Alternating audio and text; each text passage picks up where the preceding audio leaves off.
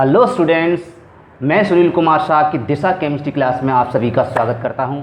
आइए आज की क्लास में स्टार्ट करते हैं। वेग स्थिरांक वेलोसिटी कांस्टेंट, चैप्टर नंबर 4 रासायनिक बलगतिकी के अंतर्गत आपका टॉपिक है वेलोसिटी कांस्टेंट अर्थात वेग स्थिरांक। लेकिन इससे पहले आपने पिछली वीडियो में वेग नियम सीख लिया था। ठीक है, वेग नियम क्या था आपको दोबारा से रिवाइज कर दें जिससे कि आपको और अच्छा समझ में आ जाए।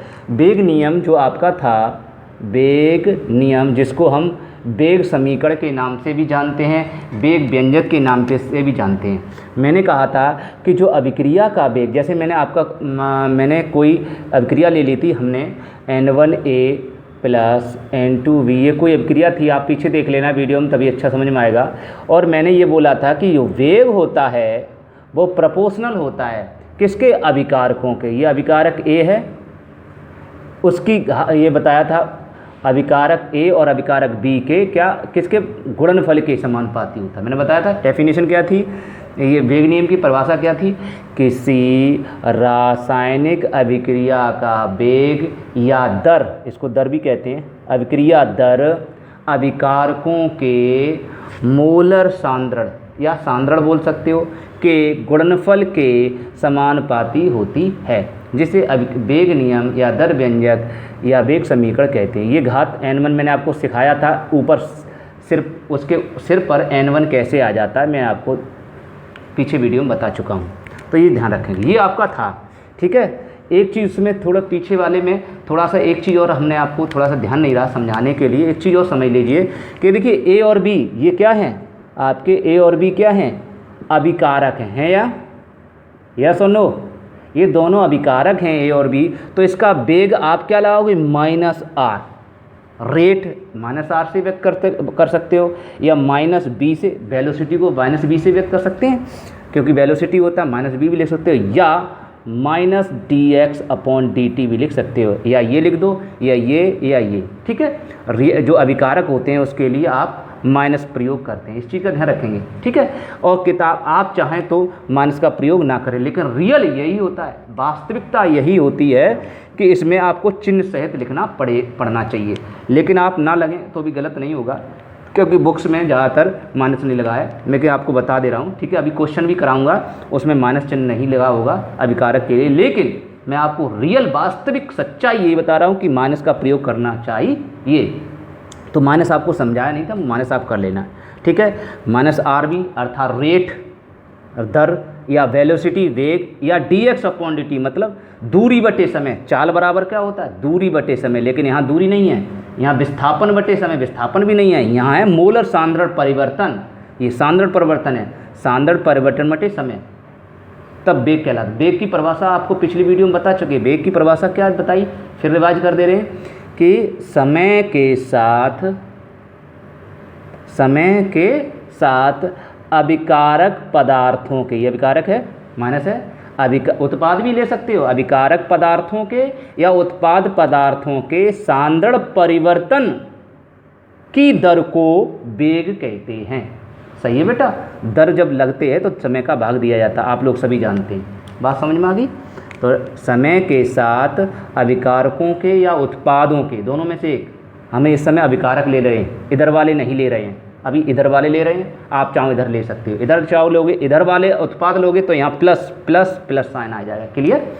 और आपका इस वेग को इससे व्यक्त कर दिया और आपका प्रोपोर्शनल हो गया, क्या हो गया, A पे घात N1 इंटू B पे घात N2, दैट इज क्लियर, ऐसे लिख सकते हैं।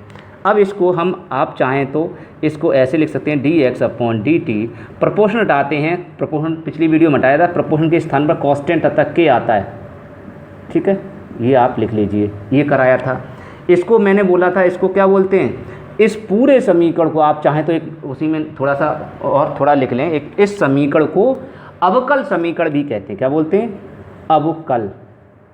बायो वाले स्टूडेंट ध्यान रखें, बायो वाले स्टूडेंट क्या ध्यान रखेंगे, अवकल समीकरण क्यों कहते हैं, क्योंकि dx/dt अवकलन होता है, डिफ्रेंशिएशन, हिंदी में इसको अवकलन कहते हैं, इंग्लिश में डिफ्रेंशिएशन कहते हैं, इसलिए डी यूज करते हैं, dx/dt, ठीक है, इसलिए नाम रखा गया अवकल समीकरण। अवकल गलत लिख दिया, अवकल समीकरण, ठीक है बेटा, अवकलन हो रहा है, इसलिए अवकल समीकरण भी कहते हैं। तो ये आपका अवकल समीकरण भी होता है। That is clear. अच्छा, अब आपका टॉपिक स्टार्ट होने जा रहा है। ये आपको पिछली वीडियो में थोड़ा सा जो भी अगर चेंजिंग करना चाहो कर लेना, और ना चाहो तो मत करो, कोई दिक्कत नहीं है। ठीक है, मैंने आपको समझा दिया। ओके, चेंजिंग चाहें तो कर सकते हैं, नहीं चाहें तो ना करें, ऐसी कोई आपत्ति नहीं, लेकिन रियल होनी चाहिए कि आपको समझ में पता होना चाहिए। माइनस का प्रयोग करते हैं। अच्छा, अब बात करते हैं, अब हेडिंग है आपकी, ये रहा स्क्रीन पर दिखाई दे रहा होगा आपको, लिखा है वेग स्थिरांक। आज का टॉपिक है वेलोसिटी कांस्टेंट, है ना। इसको विशिष्ट दर स्थिरांक भी कहते हैं। इसको वेग गुणांक के नाम से भी जाना जाता है। आप लिख लेना, इसको वेग गुणांक भी कहते हैं। एक नया नाम और लिख लीजिए, इंग्लिश में कहते हैं velocity coefficient, VELOCITI, velocity coefficient. इसको वेलोसिटी कॉफिशिएंट भी कहते हैं, मतलब वेग गुणांक भी कहते हैं।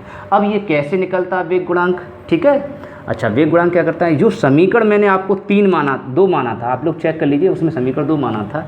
इस समीकरण 2 में क्या करेंगे आप, इस एक्टिव मास ऑफ ए, मतलब जो ए की सांद्रता है, इसको 1 मान लें और इसकी सांद्रता 1 मान लें।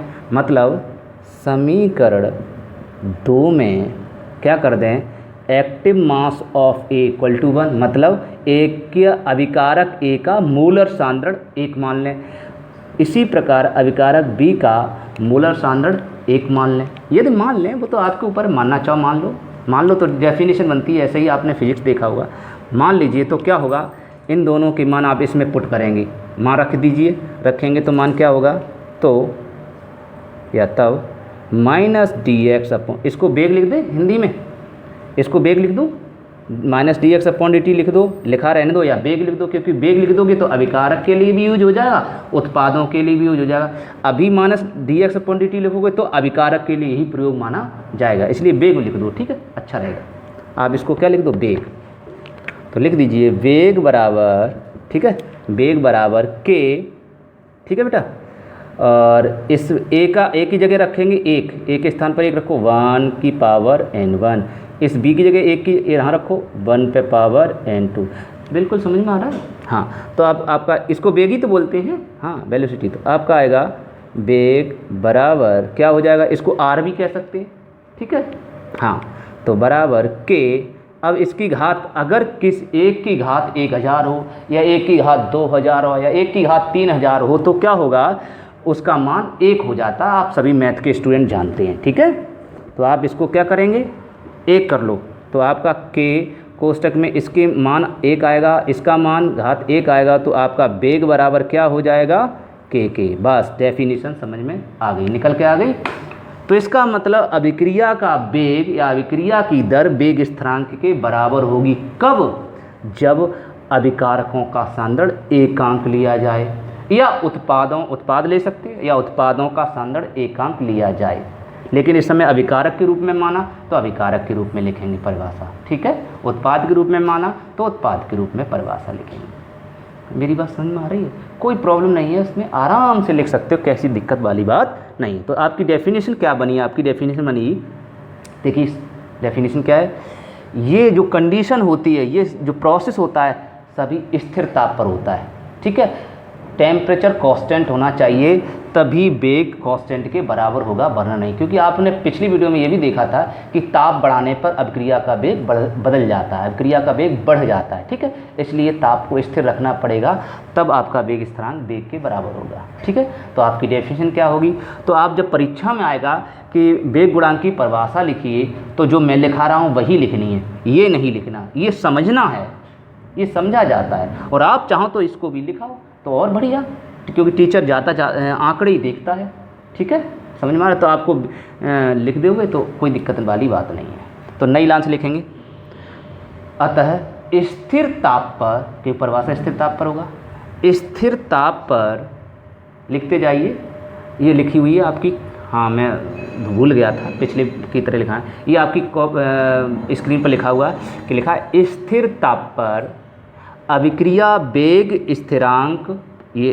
के कॉमा लगा, अभिक्रिया वेग के बराबर होता है यदि अभिकारकों का सांद्रण एकांक हो या इकाई लिया जाए। ठीक है, क्लियर हो गया? फिर समझाऊं?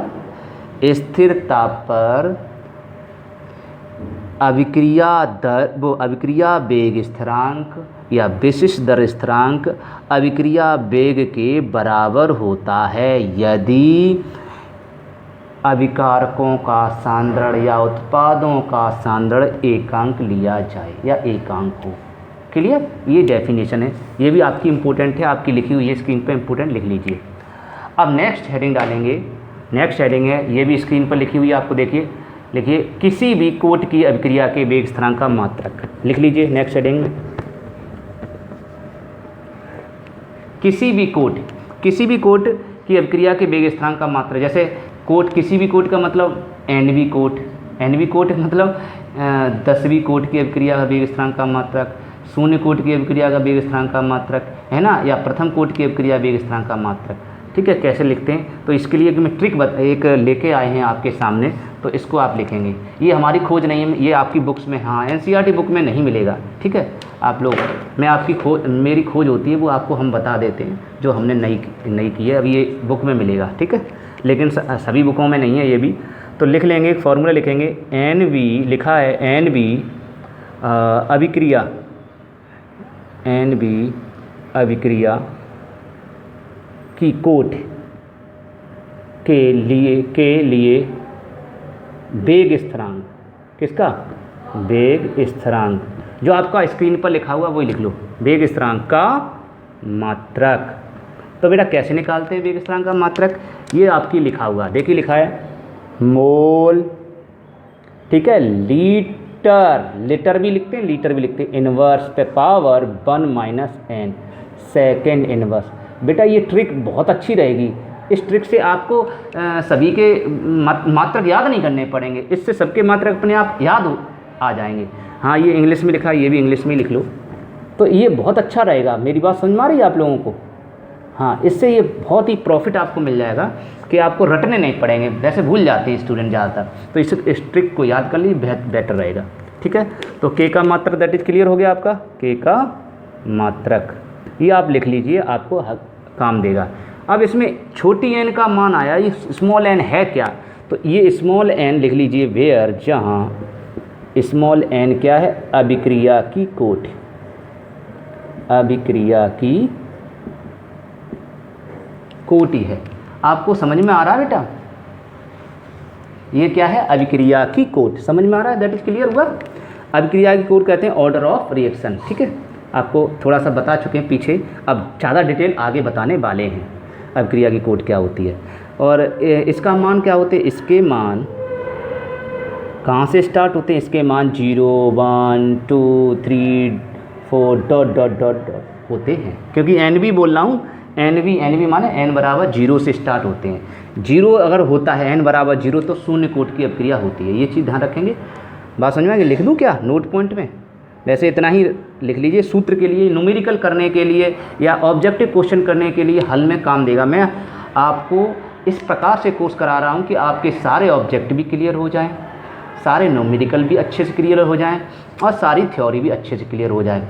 पूरी सी पूरी आपको सब कुछ लिखा। आप लोग देखना, अदर कोचिंग से डिफरेंट करा रहा हूँ, मैं प्रयास कर रहा हूँ अदर कोचिंग से डिफरेंट। जब डिफरेंट कराऊँगा तभी तो आपके अच्छे नंबर, अच्छे मार्क्स आएंगे। हम चाहते हैं, क्योंकि पिछली बार हमारे स्टूडेंटों के 2019 में आगरा मंडल में प्रथम स्थान था केमिस्ट्री में, केवल केमिस्ट्री में, और उसका क्या नाम उसके बोलते हैं, यूपी में उसका 5वां स्थान था। लेकिन मैं ये नहीं चाहता, मैं चाहता हूँ यूपी में आपका पहला स्थान होना चाहिए, इसीलिए इतनी मेहनत, ज़बरदस्त आपके साथ मेहनत कर रहे हैं। लेकिन बेटा आप जानते हैं हाथ से ताली नहीं बजती, इसलिए आपको भी साथ में मेहनत करनी पड़ेगी। आपकी ताली हमारी ताली लगेगी तब आपकी बजेगी, तो ध्यान रखना, मेहनत आपको करनी पड़ेगी। करा हम सब देंगे, सारे न्यूमेरिकल करा देंगे। देखिए अभी न्यूमेरिकल इतने, अभी बीच में भी न्यूमेरिकल कराते जा रहे हैं, ये भी न्यूमेरिकल को बाद में आपको 45-50 न्यूमेरिकल और मिलेंगे, मतलब एनसीईआरटी बुक के सारे न्यूमेरिकल मिल जाएंगे। ठीक है, और आपको प्राइवेट बुक के भी सारे न्यूमेरिकल मिल जाएंगे। इस तरह से आपके न्यूमेरिकल सबके, और सारे बोर्ड एग्जामों में जितने आए हुए हैं आज तक, जितनी सालों में आए हुए हैं, वो सारे इंपॉर्टेंट क्वेश्चन उसके अंदर होंगे। इसलिए अगर वो आपने न्यूमेरिकल सारे कंप्लीट कर लिए तो आपके मार्क्स बहुत अच्छे आने वाले हैं, इस चीज़ को ध्यान रखेंगे। तो इसलिए ये आप ट्रिक के लिए यूज कर लीजिए, लिख लेंगे।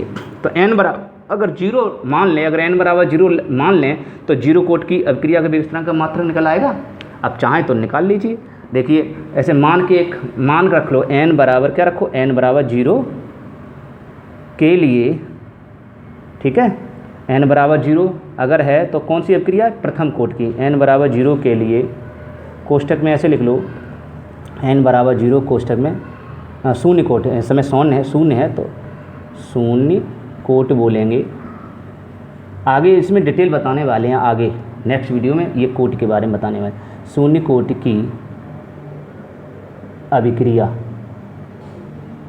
के वेग स्थिरांक का मात्रक, ये आप हल कर लेना उसमें, इसीलिए मैंने उसको हल नहीं कराया, ठीक है।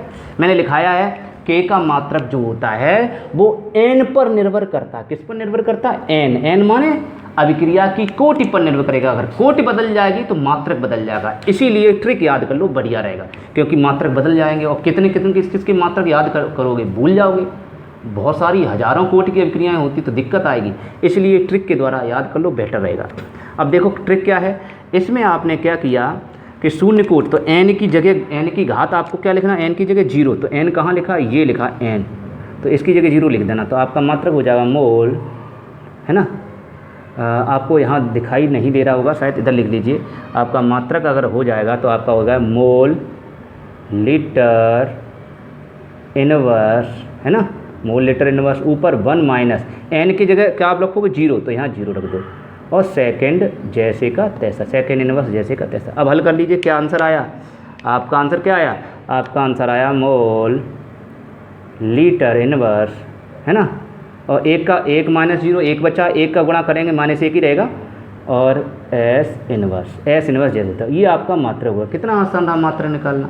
तो आगे आपको शून्य कोट की अभिक्रिया के वेग स्थिरांक का मात्रक, प्रथम कोट की अभिक्रिया के वेग स्थिरांक का मात्रक, द्वितीय कोट की अभिक्रिया के वेग स्थिरांक का मात्रक कैसे निकालते हैं, इस ट्रिक के द्वारा आप निकाल सकते हैं। बाद में हम इनके मात्रों को दोबारा से लिख देंगे, ठीक है, परेशान नहीं होइए। इसको कॉपी कर लें फटाफट, सभी स्टूडेंट कॉपी कर लें फटाफट। तो वो लिखना चाहें लिख लें, वरना आप अपने एक्स्ट्रा करना, उतना ही फॉर्मूला लिखिए बस, वो फॉर्मूला लिखा वही लिखिए, ये आप अपने रफ पे करना, ठीक है। हाँ, ये रफली वर्क है, आपको दे रहे हैं सिखाने के लिए। अब नेक्स्ट आपका है, नेक्स्ट आप तब तक हेडिंग डाल लीजिए, लिखा है अभिक्रिया के वेग और वेग स्थिरांक में अंतर, डाल लीजिए, इंपॉर्टेंट लगा लीजिए। देखिए मोस्ट इंपॉर्टेंट है अभिक्रिया, मोस्ट तो नहीं कह सकते लेकिन इंपॉर्टेंट बोल सकते हैं, क्योंकि एक 2 बार आ चुका है बोर्ड एग्जाम में, ठीक है, इसलिए इंपॉर्टेंट बोल देते हैं। अभिक्रिया वेग और वेग स्थिरांक में अंतर। देखिए अंतर को हमने आपको पहले भी शायद बता चुके हैं, और नहीं बताए तो आप फिर समझ लीजिए। अंतर को हमेशा पार्टीशन में लिखना चाहिए। जो छात्र अंतर को पार्टीशन में लिखते हैं, कुछ होशियार जिंटू अपने आप को ज़्यादा इंटेलिजेंट समझते हैं, वो ऐसे ही लिखाते हैं एक ही लाइन में, जबकि करके लिखाते हैं कि ये होता है, फिर जबकि वो ऐसा होता है, तो उससे नंबर नहीं मिलते। आपको बता दें, कॉपियाँ जब चेक करते हैं हम लोग केवल पार्टीशन देखते हैं कि आपने अंतर में लिखा क्या है, बात समझ में आ रही। इसलिए अंतर पार्टीशन में करके लिखना चाहिए, तो आपके मार्क्स अच्छे आएंगे। और जैसे मैं लिखा रहा हूँ, जिस डिज़ाइन में लिखा रहा हूँ लाल, आप लोग लाल कलम और ग्रीन कलम का प्रयोग नहीं करेंगे, अभी तो मैंने कर लिया है, वो तो आपको दिखाने के लिए, लेकिन आप ब्लैक, ब्लू, ब्राउन, ठीक है, ज़्यादा पर्पल, इन 4 कलम के ज़्यादा आप प्रयोग नहीं करेंगे, और ज़्यादा कलम ही रंग बिरंग और स्केच का प्रयोग किया करें। तो एक तरफ डालेंगे अभिक्रिया का वेग, एक तरफ डालें वेग स्थिरांक। लिखिए इसमें अभिक्रिया वेग, अब अभिक्रिया वेग की परिभाषा एक तरफ लिख दो, एक तरफ अभिक्रिया वेग स्थिरांक की परिभाषा लिख दो। अभिक्रिया वेग की परिभाषा मैंने आपको बताई थी, क्या दिखाई थी, अभिक्रिया वेग की परिभाषा आपको क्या बताई थी, वही परिभाषा लिख दी है। क्या बताया था कि समय के साथ, dt समय हो गया, समय के साथ ऊपर क्या था, सांद्रण परिवर्तन, समय के साथ सांद्रण परिवर्तन की दर को वेग कहते हैं। यही थी परिभाषा। आप चाहो यही वाली लिख लो, या फिर ये जो आपका लिखा है ये लिख लीजिए कि अभिक्रिया का वेग सदैव उत्पादों या अभिकारक पदार्थों के सांद्रण परिवर्तन की दर को व्यक्त करता है। ऐसे लिख लीजिए, सही है, या डेफिनेशन लिख लीजिए, लिखा हुआ है। जैसे ये फॉर्मूला लिख लीजिए। अब अब मैंने बताया अभिकारक के लिए भी प्रयोग कर सकते हैं, उत्पादों के लिए प्रयोग कर सकते हैं। अभिकारक के लिए अगर प्रयोग करेंगे, अभिकारक अगर लिखा जाएगा तो माइनस का चिन्ह होगा, उत्पाद लिखा जाएगा तो आप जानते प्लस dx/dt होगा, और कोई बड़ी बात नहीं। इधर लिख लीजिए, उस साइड में लिखिए कि अभिक्रिया वेग स्थिरांक में वेग स्थिरांक या विशिष्ट दर स्थिरांक लिखिए। विशिष्ट दर स्थिरांक क्या है, उसमें अभी मैंने बताया था, क्या बोला था कि अगर हम a को क्या मान लें, एकांक मान लें, b को क्या मान लें, एकांक मान लें, तो बताया था जो वेग होता है वो k के बराबर हो जाता है। तो परिभाषा उसकी परिभाषा उसी की परिभाषा लिख लीजिए कि अभिक्रिया वेग स्थिरांक का मान लिख लो, वो लिखा हुआ है, अभिक्रिया वेग स्थिरांक का मान अभिक्रिया वेग के बराबर होता है, कब, स्थिर ताप पर, है ना। उसमें स्थिर ताप नहीं लिखा, आप लिखना चाह लिख लो, होता है जबकि अभिकारकों का सांद्रण या उत्पादों का सांद्रण एकांक हो। उसमें अभिकारकों का सांद्रण लिखा है तो अभी अभिकारकों के पदों में लिखा रहे हैं इसलिए, ठीक है। दूसरा पॉइंट लिखेंगे, दूसरा पॉइंट है नेक्स्ट कि अभिक्रिया वेग का मान ताप बढ़ाने पर बढ़ जाता है। अभिक्रिया वेग का मान ताप बढ़ाने पर कैसा होता है, बढ़ता है, इंक्रीज हो जाता है। मैंने अब बताया था, आपको समझाया था, अगर अभिक्रिया का वेग उसमें ताप बढ़ा दें, गर्म कर दें, मतलब कहने का अर्थ है, थोड़ा हिंदी भाषा में समझिए, तमाचा मार दें तो उसकी गति बढ़ जाएगी, क्योंकि अभिकारक अणु पास पास आए, उनकी गतिज बढ़ जाएगी, गतिज बढ़ जाएगी तो अभिक्रिया का वेग बढ़ जाएगा। तो अब अभिक्रिया का वेग ताप बढ़ाने पर बढ़ता है, उसमें लिखेंगे इसका मतलब ताप पर निर्भर करता है, तो अभिक्रिया वेग स्थिरांक में भी लिखेंगे वेग स्थिरांक का मान ताप बढ़ाने पर बढ़ता है। इसका मतलब ये भी वेग स्थिरांक और अभिक्रिया वेग दोनों ताप बढ़ाने पर बढ़ सकते हैं, लेकिन वेग स्थिरांक में कभी कभी कमी भी हो सकती है, इसलिए आप उसमें बढ़ सकता ना लिखो, आप ये लिखो वेग स्थिरांक का मान अभिक्रिया वेग पर निर्भर करता है, क्योंकि कभी कभी कंडीशन में कम भी हो सकता है, ठीक है, हाँ थोड़ा बहुत कम हो जाता है, इसलिए याद रखेंगे। नेक्स्ट तीसरा पॉइंट है आपका कि अभिक्रिया वेग, जो अभिक्रिया वेग है, कॉमा लगाइए, वो लिखा हुआ है, आप स्क्रीन पर लिखिए, अभिक्रिया वेग कॉमा लगाइए, अभिक्रिया के प्रारंभ होने पर घटता है, घटता है। घटता क्या हो, देखिए मोटरसाइकिल आपने देखी, जब पहले शुरुआत में जब स्टार्ट करते हो तो एकदम तेज़ी से चलती है, एकदम फास्ट चलती है, नहीं, पहले फिर स्लो स्लो फिर तेज़ी से होती है। इसका मतलब शुरुआत में कम होती है, बाद में तेज़ी होती है। तो वही बोल रहा हूँ कि अभिक्रिया का वेग अभिक्रिया के प्रारंभ होने पर घटता है, लेकिन स्थिरांक में लिखेंगे उस साइड में, लेकिन वेग स्थिरांक का मान सदैव, लगभग लिख लीजिए सही रहेगा, लेकिन वेग स्थिरांक का मान प्रायः स्थिर रहता है, क्योंकि स्थिरांक है तो वो तो स्थिर रहेगा, लेकिन जरूरी नहीं एग्जैक्ट स्थिर रहे, थोड़ा बहुत कम ज़्यादा हो सकता है, ठीक है, हल्का फुल्का, लेकिन इसीलिए प्रायः लगाया उसमें, प्रायः स्थिर रहता है। चौथा पॉइंट इसमें लिखेंगे कि अभिक्रिया वेग का मात्रक, किसका, वेग का मात्रक, तो वेग का मात्रक क्या होगा, इसका मात्रक क्या है बेटा, ये मोलरता होती है, इसको m से व्यक्त करते हैं, इसका मात्रक होता है मोल पर लीटर, यही होता है, और इसका मात्रक होता है सेकंड या मिनट या घंटा, तो मात्रक हो गया मोल प्रति लीटर प्रति सेकंड, सदैव परमानेंट। तो लिख लीजिए अभिक्रिया वेग का मात्रक सदैव मोल प्रति लीटर प्रति सेकंड होता है, वो लिखा हुआ है। उसमें लिखिए विशिष्ट दर स्थिरांक में, हाँ वो, हाँ लिख लीजिए विशिष्ट दर स्थिरांक या वेग स्थिरांक या वेग गुणांक, एक ही बात है, कोई एक लिख लीजिए, का मान अभिक्रिया की कोटि पर निर्भर करता है। किस पर निर्भर करता है, कोटि, कौन सी कोटि है, अर्थात n के मान पर निर्भर करता है, ठीक है। तो उसमें सूत्र, उस साइड में सूत्र लिख लीजिए, वो आपके लिखा हुआ है, क्या लिखा है, वेग स्थिरांक कैपिटल K का मात्रक बराबर मोल, ये सूत्र था, इधर उधर दिख नहीं रहा होगा, मोल लीटर इनवर्स पे पावर 1 - n और सेकंड इनवर्स, ये लिख लीजिए, वो लिखा हुआ है आपके सामने, लिख लीजिए वेयर, जहाँ क्या है आपका स्मॉल n क्या है, अभिक्रिया की कोटि है, ठीक है, अभिक्रिया की कोटि अगर होगी तभी वेग स्थिरांक का मात्रक निकलेगा। इसका मतलब भिन्न भिन्न अभिक्रियाओं की कोटि के मात्रक भिन्न भिन्न हुआ करते हैं, यूनिक नहीं होते, ठीक है, इसका मतलब ये अभिक्रिया यूनिक है ना, अलग अलग होते हैं। तो दैट इज क्लियर हो गया, यहाँ तक कोई प्रॉब्लम हो तो बताएं, आपके साथ हमने आपको समझा दिया है, फिर भी अगर कोई प्रॉब्लम हो तो आप हमको ज़रूर कमेंट करके बताएं, ठीक है। अगली नेक्स्ट वीडियो हम जानेंगे, अभी जो मैंने आपकी थ्योरी बता दी है, वेग नियम बता दिया है, विशिष्ट दर स्थिरांक बता दिया, अब इससे रिलेटेड न्यूमेरिकल कैसे हल करेंगे। देखिए मैं एक सिस्टम के बाद सिस्टम, एक सिस्टम के अकॉर्डिंग आपको पढ़ा रहा हूँ। जो सूत्र आ रहा है उस पर एक 2-4 न्यूमेरिकल करा दे रहा हूँ, फिर कोई थ्योरी आ रही उसका ऑब्जेक्टिव, अभी मैं ऑब्जेक्टिव भी 2-4 करा दूंगा। अभी ऑब्जेक्टिव लाइक कोई क्वेश्चन आया नहीं, मैं आपको लास्ट में ही 2-4 दिन बाद, कल या परसों में ऑब्जेक्टिव भी करा दूँगा 1-2, फिर लास्ट में सारे ऑब्जेक्टिव सारे न्यूमेरिकल कराऊंगा। देखिए मेहनत तो आपके साथ कर रहा हूँ, आप भी करते जाइए, ठीक है। आपको वीडियो अच्छा लगा हो तो प्लीज़ लाइक भी करें, कमेंट भी करें, शेयर भी करें, ज़्यादा से ज़्यादा दोस्तों को शेयर करें, ज़्यादा से ज़्यादा, ठीक है। ज़्यादा बच्चे बढ़ेंगे तो आप समझ सकते हो हम लाइव जल्दी आने लगेंगे, ठीक है। तो नेक्स्ट वीडियो में जानेंगे इनके साथ न्यूमेरिकल कैसे करते हैं। धन्यवाद, तब तक के लिए नमस्कार।